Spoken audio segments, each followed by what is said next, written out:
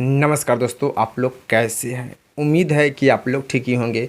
तो दोस्तों, आप लोगों को बता दें कि खेसारी लाल यादव जी और अम्रपाली दुबे जी के बहुत ही अच्छा, बहुत ही बेहतरीन फिल्म डोली सजा के रखना कल से सिनेमाघर में रिलीज किया जाएगा। खेसारी लाल यादव जी और अम्रपाली दुबे जी की फिल्म डोली सजा के रखना, जो कि फुल्ली पारिवारिक फिल्म बा, अश्लीलता से बच कर बा। आप लोग पूरा परिवार एक साथ सिनेमाघर में जाकर देख सकते हैं।